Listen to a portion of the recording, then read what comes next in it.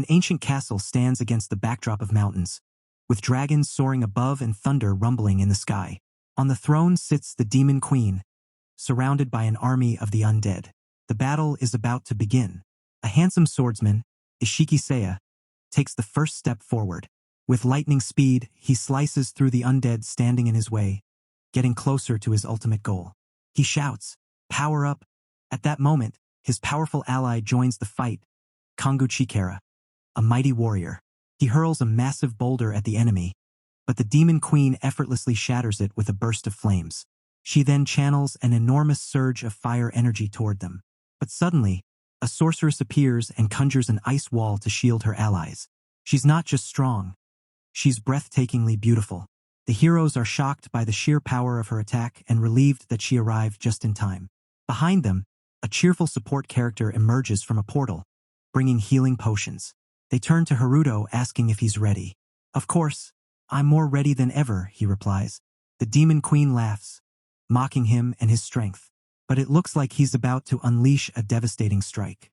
His name is Kira Haruto, and he is a hero. Across the world, people watch breaking news. The demon queen has been defeated. The people rejoice.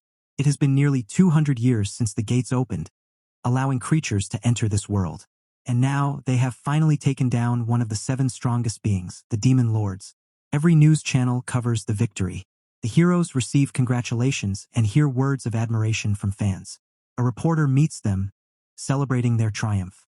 The hero thanks everyone around the world who supported them. The reporter asks how they became so strong, making them pause for a moment. Without hesitation, Kira answers, "Of course, it's all thanks to daily training." The team laughs at his response. Meanwhile, a boy and a girl sit in captivity. His name is Kiryu Makoto Shin, and hers is Kiryu Minori Shin. But surprisingly, their captors are the so-called heroes. The hero thanks them for helping them grow stronger. With a swift slash of his sharp blade, he cuts someone apart. Cutting plants or animals doesn't grant experience.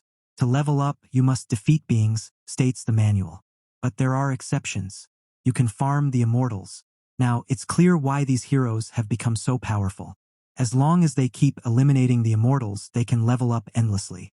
The immortal has already regenerated, and now the next heroes are stepping up.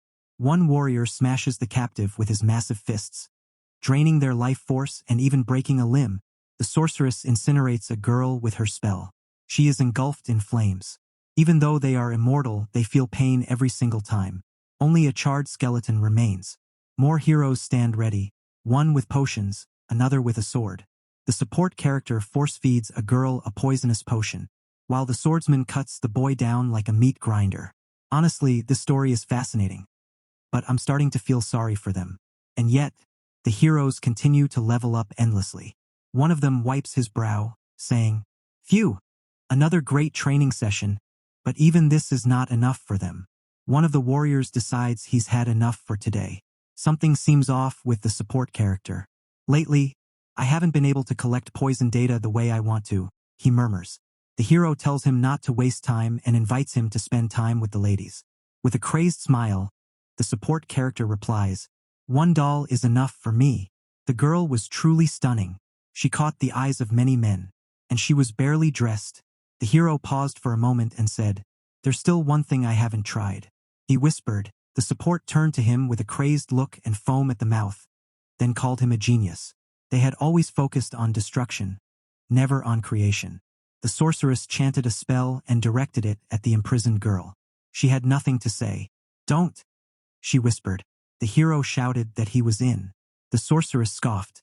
"All men are fools." The hero smirked. He's chained, helpless, forced to watch something irreversible unfold before his eyes.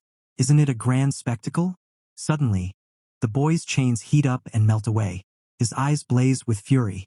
He sees everything. Shock overtakes his face. "Stop!" he screams, but he's too weak to intervene. A sharp burst of magic pierces his hands, pinning him to the ground. He curses them all, but before he can finish, cold steel cuts across his throat. "Don't talk during the show." The hero chuckles. Tears stream down his cheeks, but his gaze is filled with rage. When it's all over, they say it's time to leave. Tomorrow will be a long day. The hero calls the support a freak for enjoying this. Then they leave. The iron door slams shut behind them. The boy groans. I can't see. The girl helps him, carefully pulling out the blade. Don't, he whispers, but she still drives the blade into herself, stopping the process. She shudders in pain. The blade clatters to the floor, a pink glow radiating from her. Finish this, she begs her brother. He breathes heavily. Cut off my hand. What? I can't escape the sacred spear otherwise. Minori hesitates but does as he asks. The blade slices through flesh effortlessly. Even with regeneration, the pain is real. I can't anymore. The sister sobs. Do it. Finish it. Another one? Yes. Tears stream down her face. I'm sorry. You did well, the brother murmurs. Suddenly, she drives the blade into his heart. A blinding light flashes. She levels up. They both stare in shock. Why? She freezes in realization. I can gain more with you. Don't, he pleads. This is the only way to make things right. She is determined. Her brother nods. They lock eyes and begin. The brother and sister kill each other. Again and again. Every time a new level. They don't stop. They can't. They won't. Continues endlessly. A beam of light cuts through the dungeon. They stand, covered in blood, smiling. Their power is now beyond imagination. 3 years ago, the support conducted experiments on a creature. The hero watched him. Impressive work, he said. The support didn't expect him to be there. The hero smirked. It's fine, but don't you want to try something better? They headed to a hidden room. The hero turned to the others. Do you want glory? The heroes tensed, intrigued. Right now you have a choice. He paused. Glory can shape your future. One question burned in their minds. Are you ready to follow me? The heroes exchanged glances. Yes. Then, he smiled. Let me show you something special. The hero revealed a hidden passage. Stairs descending. A room no one had ever seen. He placed his hand on a scanner. The door slid open. Darkness. Welcome. The door opened. They stepped into the room. The hero introduced them to a brother and sister. The heroes were shocked by what they saw and condemned him. He told them not to worry because, despite their appearance, they were not actually human. The hero drew his sword and said that these two belonged to an immortal tribe long thought to be extinct. To prove it, he demonstratively beheaded the brother. A horrifying sight. The heroes were in shock. People from that tribe still existed. The boy showed them an app that tracked their levels. This app monitors strength and magical abilities and allows us to fight against monsters. The heroes were stunned to see his level 50. Normally, you couldn't increase your level without killing monsters. Doing so was extremely dangerous, you would simply die. But if you use this, your level will skyrocket. The crazy one absolutely loved the idea. He had always been curious about the structure of such creatures' bodies. As he cut her into pieces, he asked how she felt, and gained another level. He loved it, and he wanted more. The other heroes were already anticipating the thrill of killing these monsters. They were ready, after all, they weren't human. So there was no problem. And the slaughter began. Easy, the hero said. Present time. The heroes were heading to an interview. Meanwhile, the lunatic descended into the basement. He told the girl he had missed her. But he wasn't prepared to see this. The brother was killing his sister. The boy screamed at him to stop. The brother and sister stood before him in perfect condition. Normally, when you kill a creature of equal or lower level, the experience gain is small.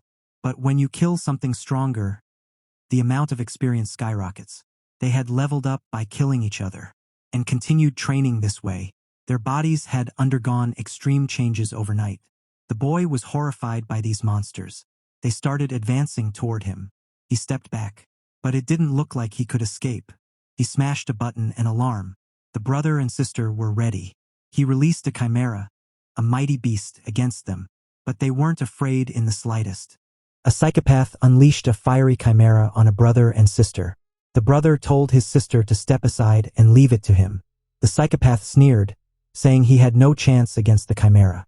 The young man tried to calm the chimera, but that only made it even more enraged. The psychopath suggested they return to their shackles and continue providing him with experience. He said they would make an interesting mix with the chimera. The sister imagined what kind of child could be born from a chimera and an immortal. Her brother shielded her from such dark thoughts and said, "I'll take you down." The psychopath began provoking and taunting him. The the chimera suddenly charged forward. The young man dodged its attack. The chimera smashed through walls with its massive body. The young man hadn't expected such strength and speed. Out of the corner of his eye, he noticed a hand emerging from a portal, holding a knife. He tried to evade it but wasn't fast enough. Blood dripped from his hand. The psychopath told him not to run away. The psychopath used his skill. When a person levels up, they gain a special ability. Skills depend on a hero's innate talents, which evolve over time. Tora had always possessed a variety of skills, but he was best at handling objects, taming beasts, pharmacy, and assassination. His ability allowed him to connect different spaces using portals. With teleportation, he appeared unexpectedly from different angles, striking without warning. The chimera also attacked unpredictably alongside the psychopath.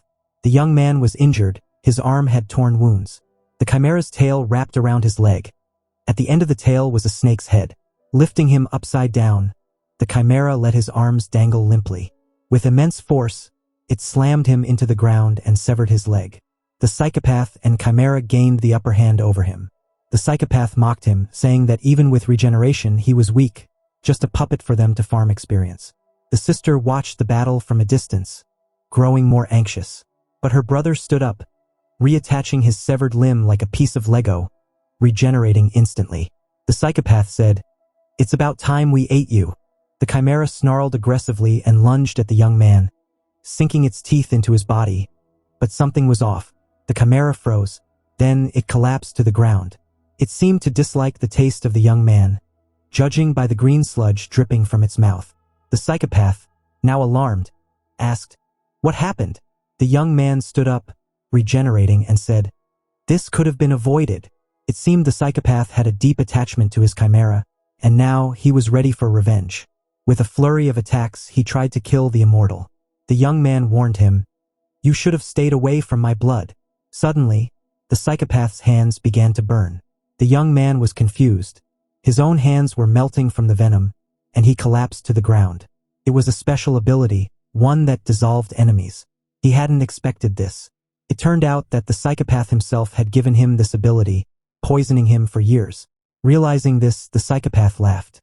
The immortal made an incision, releasing all the venom back onto the psychopath. The psychopath started dissolving, writhing in agony. The immortal delivered a series of powerful blows.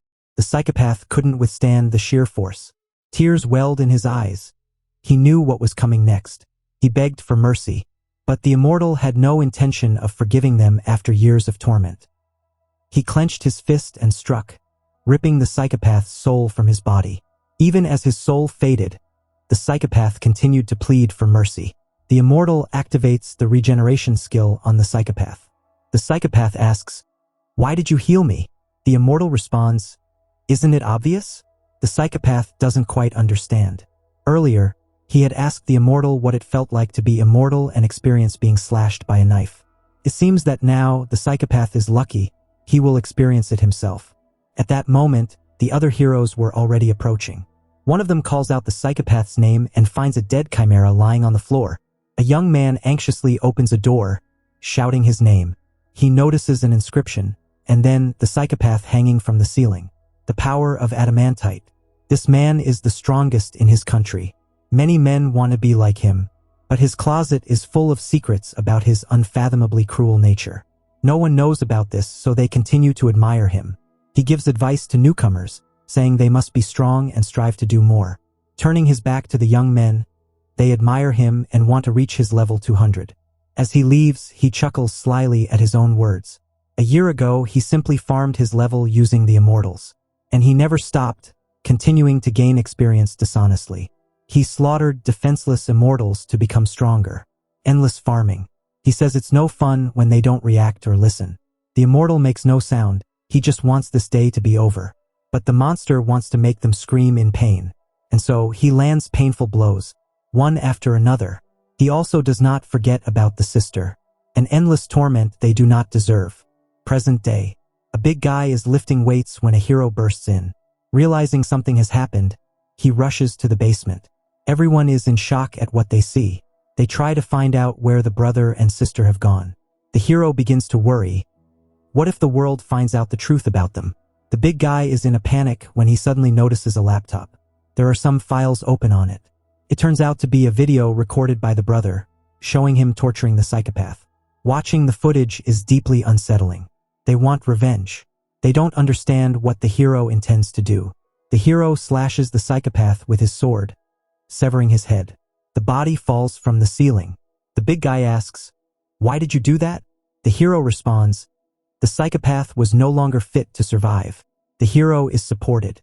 The sorceress says that even magic couldn't have healed him. The big guy falls to his knees in despair. He weeps in rage, pounding the ground with his fists. He swears to kill them. The hero says, "It's pointless." Another hero doesn't understand his words. The hero asks, "Am I wrong?" The sorceress says they need to tell the world that one of them has died. They consider going to the police, but the hero says they need to prepare for an online podcast.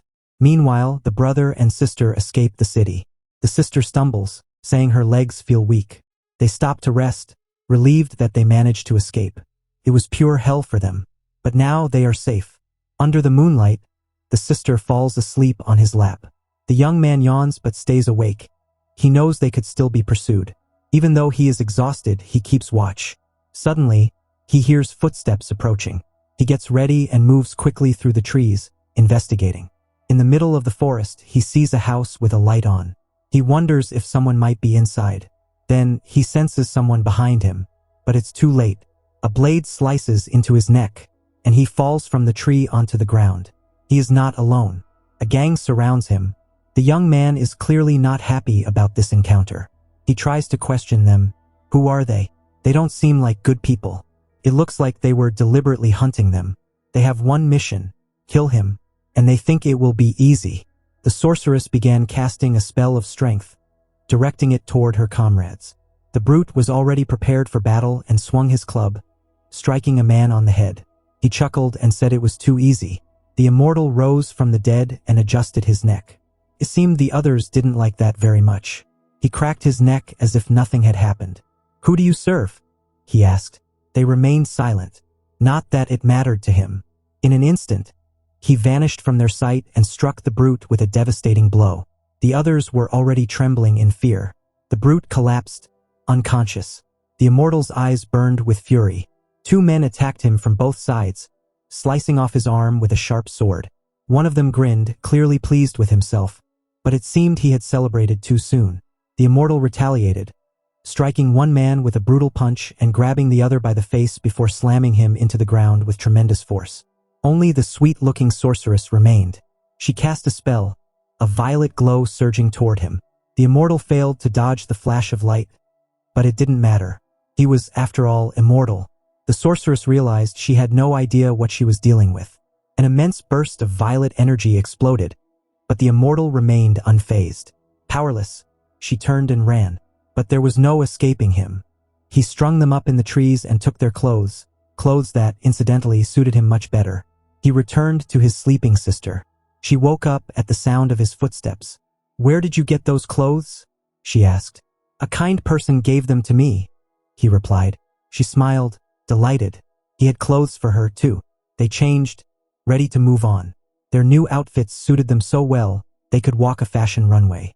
Under the moonlight, they wandered through the forest, relishing their freedom. They decided to rest by a waterfall, setting up a campfire. The brother rummaged through his backpack. Inside, he found some candy. Not much, but enough for his sister. As he sat, he reflected on the bandits who had attacked him. All they had were weapons and basic survival gear. "I'll go to the city," he said. "I need to gather some information and stock up on supplies." His sister had to stay behind and find a good hiding spot. The immortal arrived in the city, its lights glowing with life and civilization. He entered a weapons shop and sold the bandits' belongings, earning a decent sum. With this money, he could feed his sister well. After visiting the supermarket, he sat on a bench, deep in thought. What should he do next? He could think of only one thing: heroes. He wanted to know their weaknesses. Looking up, he spotted a massive airship in the sky. A live broadcast played on its screen, hosted by one of the heroes. They were talking about a recently deceased hero. The crowd was in shock, shouting that it was too cruel. Then, the screen displayed the killers. The brother immediately recognized them. Mercenaries. The hero declared that they would be hunted down, that there was nowhere to hide. The crowd roared for justice. The immortal listened from his bench, understanding one thing. These people had power over the masses, but he was ready to revenge. A few days after the siblings' escape, the heroes are gathered, and the big guy punches the young man for failing to gather information. The sorceress mentions that they have leveled up significantly and might not even need them anymore. The hero worries that if people find out what they did to them, things will turn out very badly. The young man reassures him, saying that he publicly declared them criminals and placed a 500 million yen bounty on their heads. The big guy is unhappy that they simply want to let them go after what they did to one of them. He yells that he will never forgive them for what they did to their friend. He promises to find them and make their lives a living hell. The sorceress says she understands his feelings, but Tora lost because he was the weakest among them. The big guy gets furious, outraged that she would dare say that, and starts to raise his hand, but the sorceress binds him with her magic and asks him to calm down. The young man asks them not to get worked up and says that the message the siblings left means they will try to find them. That means they will come right into their hands. After all, the whole world is on our side. If someone spots them, we will get the information immediately. There's no need to rush. We still have to kill the Demon King. It had been a tough day for them, and they needed to rest and start anew. But the big guy couldn't calm down. He wanted revenge. Switching back to the siblings near a beautiful waterfall. They rejoice in the new day, the sun warming them, wishing each other a good morning.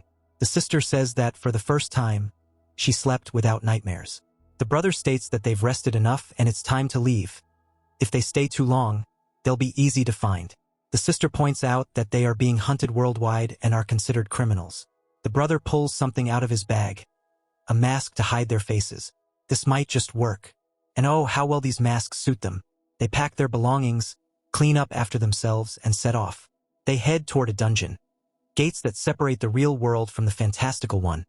A world inhabited by mystical creatures where ordinary humans cannot even take a single step. This world has a complex landscape, resembling a labyrinth, making it a great hiding place. Based on a map he bought from a merchant in the city, there is a poison swamp at the top of the mountain. It's a highly dangerous zone, so hunters are unlikely to venture there. That's where they will set up their base. They approach the portal, unsure where it leads, but no matter what happens, they will always be together. Holding hands, they step through. The portal is stunning inside, revealing a breathtaking spectacle. They find themselves in another world, amidst the poison swamp. No one can enter except those immune to poison. The brother steps on a plant nearby, and it suddenly opens up, launching a projectile at his head. He quickly realizes that stepping on the vines triggers the plant's defense mechanism, and judging by the surroundings, the area is full of such traps. The sister's eyes widen as she points at something ahead. The brother asks what's wrong, then looks up. Two fantastical creatures, one white and one black, stand before them. "Don't worry, leave this to me," he says. The wolf lunges aggressively, but the brother is ready. With a single strike, he crushes the creature like a mere insect. He is shocked at how easily he took it down, until suddenly another creature bites him in half. All the sister sees are his legs, but in an instant the brother regenerates. This creature is far more powerful, an entirely different level. It is far stronger than a chimera. Unexpectedly, the sister begins casting a spell. The brother feels a surge of energy and grows significantly stronger. Even his severed hand starts moving. He senses his hand, directing it toward the massive white wolf. His hands begin prying the wolf's jaws open. Once its mouth is fully open, he prepares his next attack. With incredible force, he delivers a devastating blow to the wolf. The sister asks if he's okay. The brother, catching his breath, simply replies, "Just a little tired." This ability, manipulating one's own body, could be extremely useful. A month after the siblings' escape, the brute hurls a massive boulder at a dragon. The impact sends the dragon flying backward, impaling it on a sharp rock. Without hesitation, the brute charges at the next dragon, grabbing its wing and tearing it off, causing immense pain. One by one, the dragons fall and he levels up. Even as he stands victorious, his mind lingers on the siblings. He wants to find them. His team urges him not to rush, mentioning that one of them has information about a masked individual. A friend of theirs reportedly saw something strange in the poisonous swamp. A masked man took down a venomous snake with his bare hands. The A-rank monster's venom is potent enough to kill a mountain elephant instantly. The informant couldn't imagine anyone but Kango-san being capable of handling such a snake alone. The brute is in disbelief. Killing a snake barehanded is beyond impressive. He has to meet this guy. The man informs him that this event occurred 3 days ago, meaning the masked individual might still be there. His team warns him that the swamp is a restricted zone. In response, the brute punches the man in the face, knocking him to the ground. He declares that they are heading there immediately, eager to meet this mysterious warrior. The poisonous swamp. Back at the breathtaking yet dangerous swamp, the masked young man senses something amiss. Not far from him, a portal begins to open. It's Kango. His sister, confused, asks what is happening. The brother jumps down from a tree, stating that it's time. His sister pleads for him not to leave her. He reassures her, reminding her that they have grown stronger. Now is his chance for revenge. He asks her not to look so worried. After all, they are immortal. But despite his words, she still urges him to be careful. Kango is a true monster. With a bright flash, she imbues him with a strength-enhancing spell, and he dashes off to confront his enemy. Hiding behind a tree, he activates Vision Enchantment 2, spotting the brute stepping out of the portal. He waits for the right moment to strike from behind. Then, noticing a pig-like creature nearby, he decides to use it to his advantage. He slices his finger with a sharp dagger, embedding it into the pig while casting a hypnotic spell. The creature begins to experience hallucinations, allowing the masked young man to control what it perceives. He commands the bewitched pigs to charge forward. The brute and his men notice the stampede. Perfect for a warm-up, he says, preparing for battle. One after another, they easily take down the frenzied swine. But it's too easy for the brute, he craves more. One of his men suddenly requests a break, complaining of an unwell feeling. The brute gets irritated, but before he can scold him, the man's eyes turn bloodshot, and foam begins to ooze from his mouth. Within moments, the entire team collapses, breathless. The brute detects a strange scent. It's coming from the slain pigs. Poison. What the hell is going on here? He growls. At that moment, the masked young man attacks from behind. The brute barely reacts in time, countering with a punch. He instantly recognizes his opponent. It's the masked figure from the rumors. The young man thrusts his knife, piercing straight through the brute's hand. But before he can withdraw, the brute clenches his fist, trapping the blade and grabbing him with his other hand. He prepares to deliver a crushing blow, but the masked young man blocks it. He's not the weakling he once was. The brute smirks, impressed. Not bad. You live up to the rumors. Then, unexpectedly, his demeanor changes. His tone shifts from battle-hungry to fanatical. I like you, he declares. The masked young man is completely bewildered. The brute grins. I respect strong men. Those guys? They died because they were weak. He extends his hand. Join me. Let's be friends. All right, listen up, tough guy. Join my crew and you get everything. Fame, cash, women. Literally whatever your little heart desires. Hell of a deal, huh? The immortal just stares, silent as ever. Come on, man. No need to play the strong, silent type. I like strong dudes. Weaklings? Useless. Your little squad? Thought they had potential. Turns out they're just walking meat shields. Fun while they lasted, though. The immortal's eyes darken as memories flash. Pain, violence, betrayal. He clenches his fists. Why do you prey on weakness? Laughs. Because it's fun. You should see their faces, pure despair. Hilarious. The immortal's expression doesn't change. Then he moves. Bam! He lunges. The tank smirks, catching his punch midair. Oh ho! Got some fire in ya. Good. But real men settle things the old-fashioned way. Fists first. The tank swings a brutal haymaker. The immortal dodges by a hair, drawing his blade. Oh, so we're bringing toys now? Fine by me. With a roar, the tank throws a shattering strike fist. The impact sends shockwaves through the ground. The immortal takes the hit, his first real blow in a long time. He staggers, but stays standing. Ha! Still on your feet? Not bad. That was like 30% of my power. Breathing heavy? Only 30%? Yeah. Try and keep up. The immortal charges again, blade flashing. He swings. A clean hit, but crack. His sword shatters against the tank's torso like a twig. Steel against this. Rookie move. Face it, man. You can't win. The immortal snarls, unleashing a flurry of punches. The tank barely reacts. Then, wham! A monstrous kick sends the immortal flying. Dust settles. He's out cold. TCH. What a letdown. Thought you'd be more fun. Then, he notices something. A blade stuck in his back. Wait, poison? Clever. But that ain't gonna hold up. How are you still alive after falling into that toxic swamp? A realization dawns. The tank's grin fades. You're not human, are you? The immortal rises, eyes burning. The tank doesn't hesitate. He unleashes a barrage of earth-shattering attacks, shaking the ground, splitting the battlefield.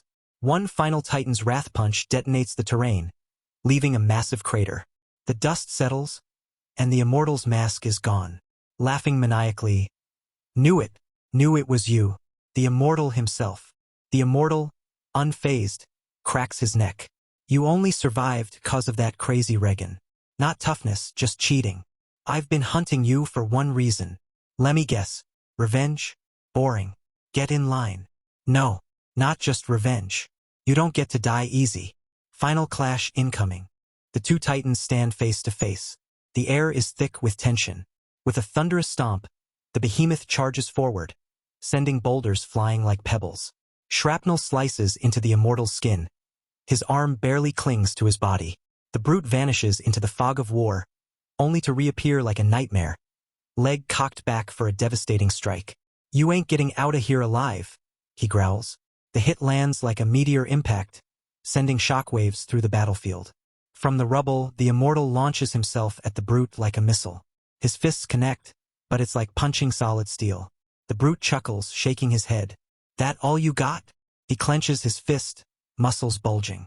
The next punch turns the immortal's face into a pancake. Now that's a real hit. The immortal trembles. The brute laughs, thinking he's paralyzed by fear. Look at you, shaken like a scared puppy. Maybe you should just disappear. The immortal staggers back, looking weak, helpless. Is this the end? From behind the brute, something stirs. A severed hand, his own. It rockets toward its target, but the brute senses it at the last second and smashes it to pulp. The immortal's eyes widen. You really thought that would work? The brute snickers and delivers a gentle tap to the immortal. If gentle means sending him skidding across the ground, coughing up blood. Pressing his foot down on the immortal's skull, the brute sneers. How'd you get this strong, huh? Who gave you the juice? He's about to pummel him for answers when a thought crosses his mind. Wait. If you're here, that means your sister ain't far, huh? The immortal's breath catches. The brute grins. After I'm done with you, I'll pay her a visit. That does it. The immortal vanishes. The brute blinks. What the hell? A shadow appears behind him. The immortal has already regenerated, faster than ever. What the? Since when could you do that? Another blow lands. Another. The brute crushes him again, but the immortal reappears instantly, each time stronger, faster. The brute smirks. So what? You heal fast, big deal. You're still weak. Just running, dodging, healing. That's all you got.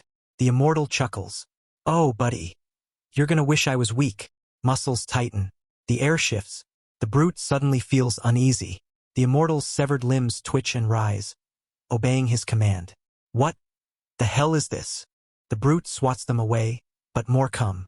The immortal isn't scared anymore, he's grinning. Power surges through him, enough to bring even this monster to his knees. Then it happens. One strike.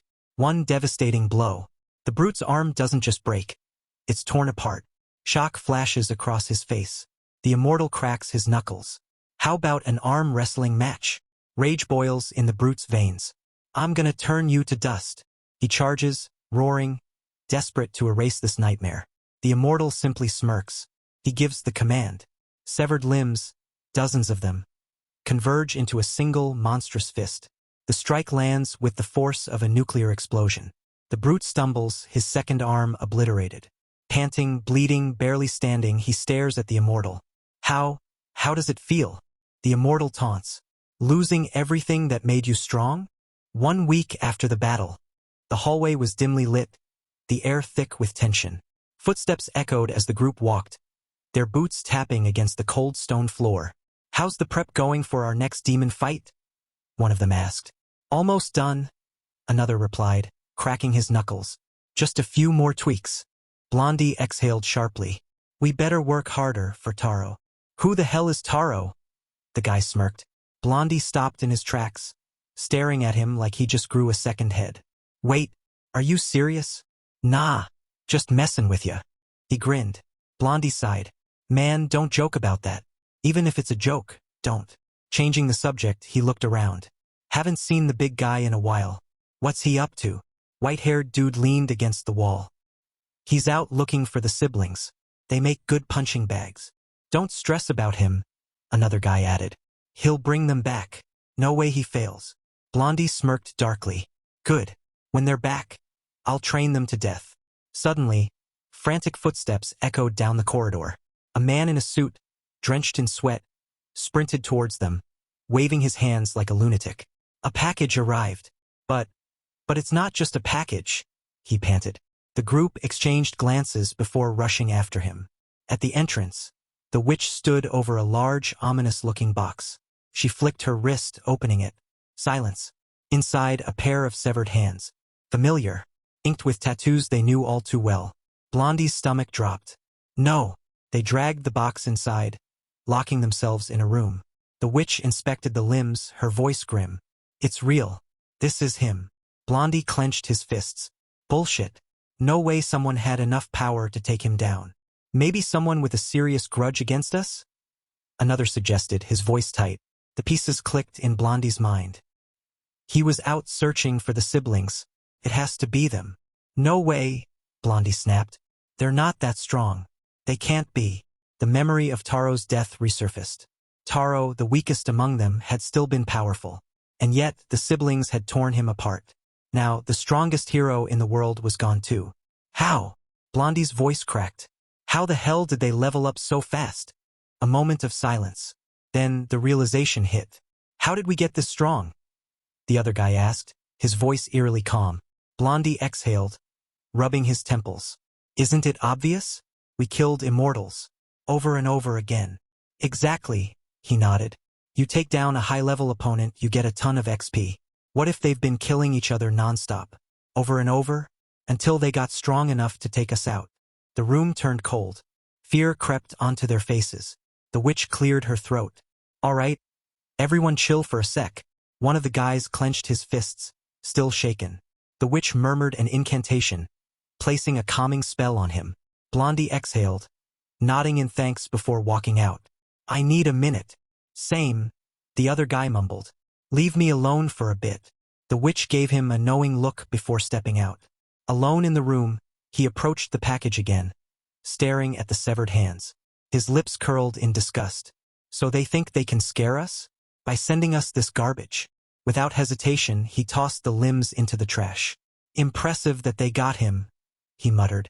But damn, what a dumb move. Something crunched under his boot. A single bloodshot eye had rolled out of the package. He crushed it mercilessly. Somewhere, someone watching through it gasped. Trying to spy on us? Cute. But he had no time for games. He had a sister waiting for him. Time to do some shopping. After stocking up on supplies and throwing in some plushies for his sister, he walked through an underground passageway. His instincts prickled. Hunters were up ahead, moving in formation. They were chasing someone. A girl, by the looks of it. Not his problem, or so he thought. The girl ran into a dead end. Nowhere left to go. The hunters closed in. He sighed. Ah, damn it. The lead hunter turned. Who the hell or why? Slap. The dude got folded instantly. A second hunter barely had time to react before catching a fist to the jaw. He grabbed one by the collar. Why were you chasing her? The girl stayed silent. But then he got a good look at her. His eyes narrowed. Wait a second. Later, as he approached his sister's hideout, he saw her waiting. She had been waiting so long. Finally, her eyes lit up when she saw him. But then, her gaze shifted to the girl beside him. He raised a hand. Calm down. Look at her face closely. His sister's breath hitched. Her eyes widened in pure disbelief, because standing in front of her was herself. Shiki Siya, a name that instills fear. A blonde boy with the face of an angel but the soul of a monster. A legendary warrior whose swordsmanship struck down enemies and whose fame attracted women. However, his true nature was hidden from ordinary eyes. Behind closed doors, he found pleasure in torment. He especially enjoyed torturing the immortal, the only one he could torment endlessly. Screams, tears, fear his twisted delight. But strangely, he never touched the brother. Apparently, it didn't have the same effect. One day, after piercing the immortal's cheek, he simply told him to shut up. Women were far more interesting. Finishing his entertainment, he walked down the corridor, humming to himself. Then he noticed something curious. His comrades were gathered around a locked room, one that only the white-haired boy was allowed into. Curiosity took over. He tried to follow unnoticed but was quickly discovered. "Just wondering where you're going," he smirked. The answer was simple. "We're already done. You can join us." The door opened and he stepped inside. Before him, rows of clones of the immortal girl. This was the work of Taro, the white-haired boy. The clones could regenerate, making them perfect for training. But there was one defect. After 10 deaths, regeneration stopped. Moreover, they provided no experience, making them useless. "Just going to throw them away?" the blonde asked. "Yeah, I only like the original," Taro shrugged. "They're boring. They don't react." "Then give them to me. Do whatever you want. They're just dolls. No emotions, no will." And that thrilled the blonde. "You really get off on dolls?" Taro scoffed. "You don't understand. I don't like dolls. I like her." Taro just shook his head. "You're obsessed. The worst of the worst." Meanwhile, elsewhere, the immortals met her, one of the clones. The girl was on the verge of tears, barely holding them back. "It's him. He still has a dozen of my copies." The young man frowned. "But you said clones have no emotions. Then why do you?" "I don't know." Her voice trembled. "I accidentally saw us on TV and felt something warm inside." She had escaped, but the others remained trapped in his hands. "Please, save them." Her brother hesitated. "What if we use them to kill him?" His sister flared up. "These girls didn't choose to be born, but they are alive." Her hands clenched into fists. "They are my sisters." "Don't say that." But he had already made up his mind. Now they knew where the mansion was. This was their chance for revenge. "If you sacrifice them for your goal, you're no better than him." "That's not what I—" He faltered. She clenched her fist. "We'll save them all. And I will kill him with my own hands." The mansion greeted them with screams. In one of the rooms, the blonde stood with a whip in hand, staring at the obedient clones. Why did a mindless doll decide to run away? Why didn't anyone stop her? His voice trembled with rage. "Bring her back." And the soulless clones obeyed. We dive straight into the neon jungle of a massive city at night. The vibe? Chaotic. A group of clones is tearing through a dark alley, hot on the heels of another clone. She's running for her life, but boom! She trips over a stupid cardboard box. Classic. Before she can even process what just happened, they grab her. One of the clones pulls out a phone, casually reports, "Yeah, we got her." Then zaps her unconscious with a stun gun. Real nice guys. They hoist her up and carry her off, while two immortals watch from the shadows, tracking their every move. Looks like they started hunting the second she bolted. One of them mutters, "No kidding." Turns out, the kidnapped girl isn't just another clone. She's the original immortal. And now the real game begins. The chase leads them to some ridiculously oversized mansion, like way bigger than expected. Our main guy hands his sister a small, sealed package. "What's this?" she asks. "My ear." "Bro, what?" "I'll hear everything happening inside. If things go sideways, I'm coming in hot." Not creepy at all. But hey, family trust, right? Cut to. The clones bang on the mansion door. Their leader, aka Blondie Supreme, answers with a look that could kill. "Why the hell did you run?" The girl stammers out an apology. "I saw a suspicious figure outside and went to check it out. But don't worry, I took care of it." Problem solved. Blondie scoffs. "If you run again, you're dead." Suddenly, his phone rings. Some high up on a video call tells him to clean up the mess. The clones get the message loud and clear and start moving. Meanwhile, our guy, still eavesdropping through his detached ear, zeroes in on that one word. "Clean up." Inside, the clones push open a set of heavy doors. And bam! Dozens of lifeless clone bodies stacked like yesterday's trash. Some clones are busy dragging them away, as if this is just another Monday shift at the worst job ever. "This is messed up," the sister whispers, her stomach twisting. She turns to one of the clones. We need to get out of here. Now. The clone stares at her, blankly. Why? We're just doing our job. Doing your job? Do you not get it? Do you know what's going to happen to all of you? Another clone shrugs. We clean up bodies. Is there a problem? Yes. Huge problem. You'll never be free like this. The clones tilt their heads, confused. Free? What's freedom? We serve our master. That's all that matters. Orders are orders, whether they're brutal or not. The sister is speechless. It's like talking to robots. We exist to be used. One of them adds. Outside, the immortal watching from afar clenches his fists. They don't understand a damn thing. This just got a whole lot harder. No, this isn't right.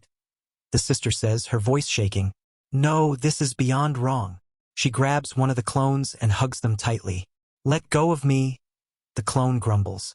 Nope, not happening. Why? Because you do have freedom. You just don't know how to feel it yet. And I swear, I'll make sure you do. The clone still doesn't get it. Then crash. The door flies open with a bang.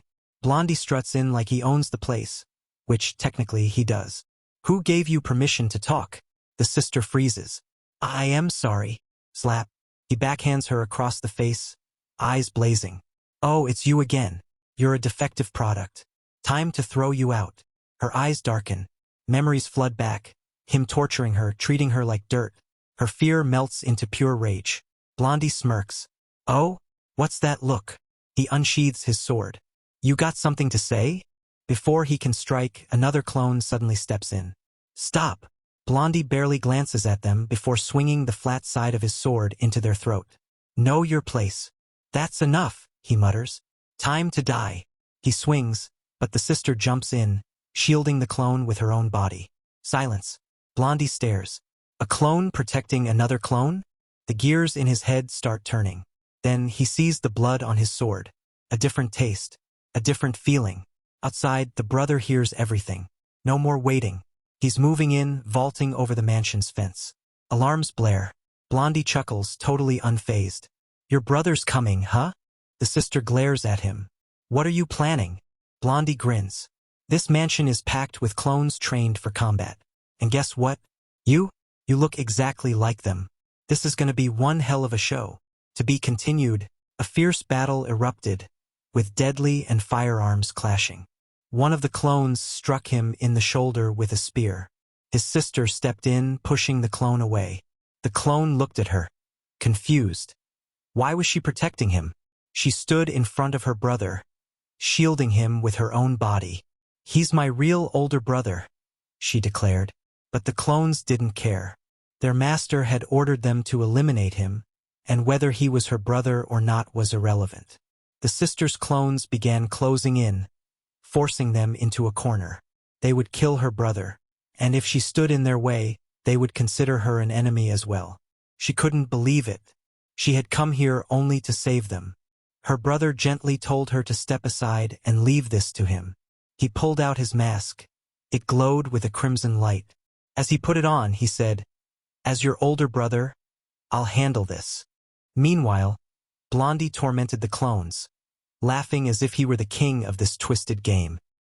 He grabbed a clone by the hair, inhaling deeply, and laughed like a madman. As I expected, he mused. This is quite pleasant. Then, with terrifying force, he struck the clone down. He was grateful to the brother and sister for getting rid of Taro and the big guy. Turning to the sister, he asked, "Why did you run away? And come back? Don't tell me you returned to be my pet again." Before she could answer, he kicked her in the face. Fury burned in her eyes. "I won't let you torment me or my sisters ever again," she shouted. "I will never forgive you." Blondie smirked. "So, you want justice? Revenge?" He laughed at her, mocking the fact that she came back just to save these dolls. And then he swung his blade, severing the head of one of them. Her face froze in shock and horror. Enraged, she lunged at him with a short blade, aiming to strike him. But his skill, his level, was too far beyond hers. She didn't even leave a scratch. In a flash, he severed both of her arms and kicked her aside like a stray dog. "You want to see something?" he asked, lifting his sword again. With a single swing, he slashed through another clone. She rushed to the fallen clone, fury blazing in her eyes. Blondie tilted his head. "Do you have any other facial expressions?" he mocked. He was enjoying this, the taste of it all. He attacked again, severing her arms just as they finished regenerating. But it didn't matter to her. She could regenerate endlessly. Blondie turned to the remaining clones. "Don't move," he ordered. Then he looked back at her. "Do you really not understand what's happening here? The things you're so desperately trying to save, they're worthless. Just lifeless dolls." She clenched her fists. "Why do you fight so hard for them?" he asked. Then he smirked and gave an order. "Kneel." When she didn't, he drove his sword through another clone.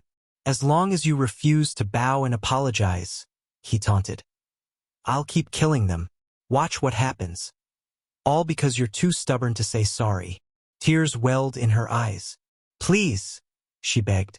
"Stop this. Please," he echoed mockingly. "Is that all?" She lowered her head, still pleading. Blondie sighed theatrically. "What should I do with you?" He grinned. "If you take their place, maybe I'll consider it." He pressed the blade to her lips. "Lick it," he ordered. "And you don't get to say no." When she hesitated, he drove the blade through her hand. "You should only have 2 words left in your vocabulary. Yes and I understand." Her voice trembled. "Why yes?" Slowly, she reached out her tongue toward the blade, only for him to swing his sword again, severing it. She clutched at her mouth in agony as he knelt down, picked up her tongue from the ground, then placed it in his own mouth. Disgust washed over her. She nearly retched. Blondie, however, seemed thrilled. She tried to run, but he caught her. "I won't let you escape again."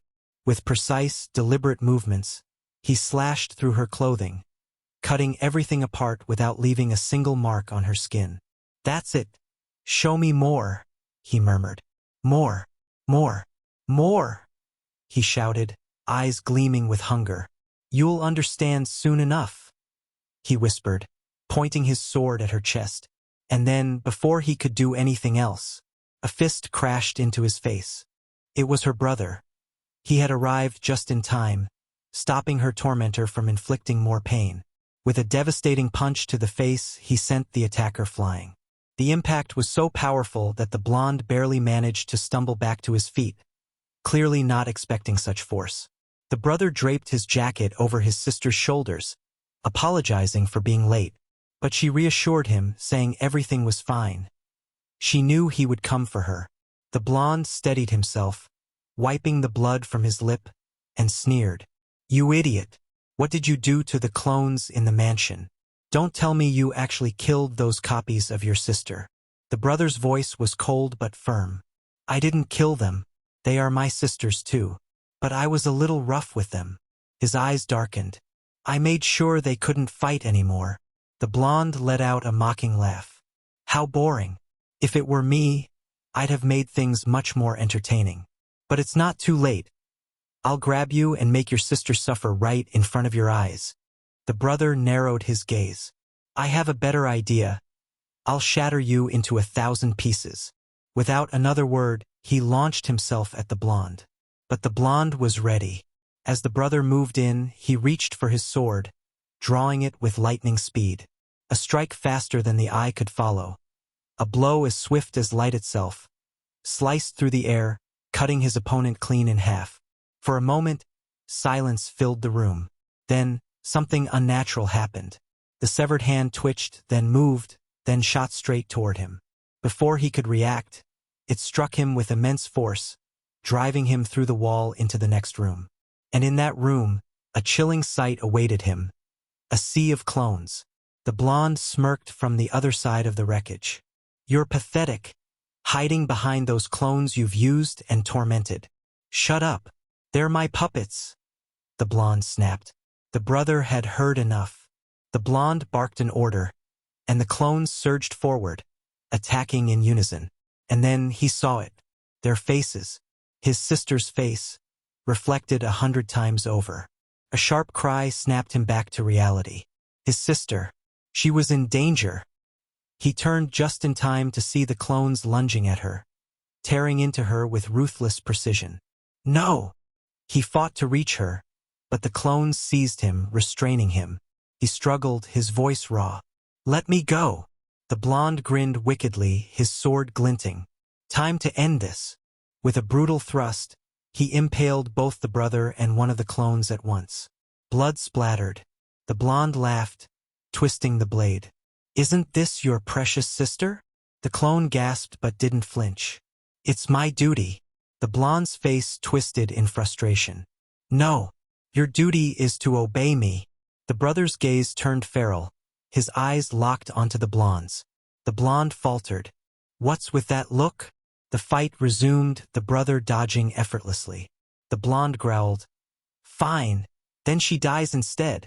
The brother's eyes widened. He moved on instinct, leaping to shield her, but in doing so he left himself open. The blonde's blade cleaved through him. The blonde laughed maniacally. You're not even fighting back. He struck again, and again. The brother took each blow without retreating. His sister watched helplessly, restrained by the clones. And then his eyes ignited. A green flame flickered within them. His sword burned with renewed energy. With a single merciless strike, he carved the blonde apart, leaving him in pieces. The brother exhaled. Now you can watch from here while I have my fun with your sister. He pressed his boot against the fallen blonde's body, crushing him like an insect as blood seeped out. But then, the blonde moved. Like a corpse rising from the grave, he regenerated before their eyes. He let out a low, mocking laugh. What made you think you had one? The blonde sneered. You're just a walking corpse trying to act tough. Behind him, the clones stirred. One of them, her voice uncertain, asked, Why does he go this far? Why does he keep protecting us? The brother looked at them with unwavering determination. Do I need a reason to protect my sisters? Silence fell. Something within the clones shifted. The blonde's expression darkened. What kind of brother are you? His voice dripped with venom. These clones were made for me. No matter how much you try to save them, they belong to me. He raised his voice. Kill him. Whoever does it will earn my favor. But the clones did not move. His voice cracked with fury. I gave you an order. Why aren't you listening? Fear flickered in the clones' eyes. And then, one of them dared to speak. The sister spoke firmly. You must understand this now. The blonde boy was seething with rage. The sister reassured him, saying they would go through this together. The clones wondered why this boy was trying so hard to protect them all. The boy moved, then turned around, only to see all the clones rising against him. In unison, they declared, Do not harm our brother. The clones surrounded the blonde. The brother and sister stood frozen, unable to grasp what was happening. The clones spoke again, their voices merging into one. We are the clones of Kiryu Minori. On a genetic level, we are almost identical to the original Minori. Maybe that's why the visions she experienced have started appearing in my mind. I saw how her brother desperately tried to protect us. The brother noticed an ability, the skill of bodily manipulation, allowing one to control their own limbs freely. Minori shared her vision with all the clones, who, being genetically the same as her, could perceive it. The blonde scoffed, repeating, You are nothing but dolls. You should behave like obedient puppies and follow my commands. But the clones refused. In unison, they declared, We may not fully understand what warmth is, but anyone who lays a hand on our brother will become our enemy, no matter who they are. Enough, the blonde sneered. I'll cut you all into pieces with my sword. The brother lunged at him. Do you really think I'll let that happen? He roared, slamming the blonde's face into the ground. A clone drove a spear through the blonde's hand, pinning him in place. Now he was immobilized. The brother leaned in and asked, Tell me, how should I kill you? The sister spoke up. As you promised, I should be the one to do it. I must take my revenge with my own hands, or I will never be satisfied. The blonde screamed, begging for mercy, pleading for his life. Her eyes burned with fury as she swung her hammer, striking the one thing the blonde held most dear. He howled in agony, tears streaming down his face. "This is far from over," the sister said coldly. "I will crush him until his voice falls silent." A clone raised a hand, asking for a moment. She spoke. "We endured unbearable pain at his hands. And not just us, dozens like us were turned into playthings and then slaughtered. He must feel the same." She continued. "He must suffer 1,000 times more than we did." The brother interrupted. He understood how she felt, and he knew the horrors they had all endured. The girl went on. "I finally see it clearly now. We were killed over and over, tormented again and again. It was pure hell." She then revealed, "In the basement of this mansion, there is a creature from the depths, manipulated through Taro's technology. It will destroy anything that moves." "Even a human?" the brother asked. "Yes," she confirmed. "The last hunter who challenged the blonde was thrown to this beast." Minori smiled. "That sounds like a perfect plan." The brother asked for the way to the basement. The blonde thrashed, resisting. He begged to be set free. She entered a code. The door creaked open, unleashing the creature. Before them stood an imperial orc, a modified one. The boy stiffened, recalling that these orcs specialized in reproduction. The girl added, "Normally, they're only interested in women. But since this one is pumped full of drugs, it won't care about gender. Excuse us. Can we not watch this?" one of them asked. They pulled down the curtain. The boy now stood alone before the orc, paralyzed with fear. The orc tore at his clothes. In the blonde's eyes, there was no doubt about what was about to happen. Saliva dripped from the orc's mouth, thick with hunger. The boy was unprepared. This was going to be excruciating. The brother and sister decided they needed a break after this. The girl sighed, "I'll go make some tea." They sat peacefully, sipping tea, as the clones expressed their gratitude. The brother declared, "I planned to kill him anyway. It was only a matter of time." The girl was relieved. No one had died in the battle. She was deeply grateful, but words alone weren't enough. The brother dismissed it. "Stop. There's no need to thank us for this." Then he requested a tour of the mansion. They needed to gather supplies and learn more about the laboratory. She decided to stay behind to finish her work and asked another clone to guide the brother. She opened a door and called out to him. The brother asked, "What will you all do from now on?" The girl hesitated. "I don't know. I don't think the world will accept us." The brother shook his head. "That's not true. And even if the world rejects you, we won't. No matter who you are or why you were born, you have the right to live." She smiled. "You're right." She entered a code on the door's panel. Then, "I will live my life to the fullest." But suddenly, a blade flashed across her throat. The brother stood there, helpless, watching. Her head tumbled down the stairs. It was devastating. She had just been given a chance at life, and now it was stolen away. A swordsman stepped forward from behind the door. "If you don't subscribe, we may never meet again. I wouldn't want that. I want to see you all again and again, so keep following our journey. Until next time."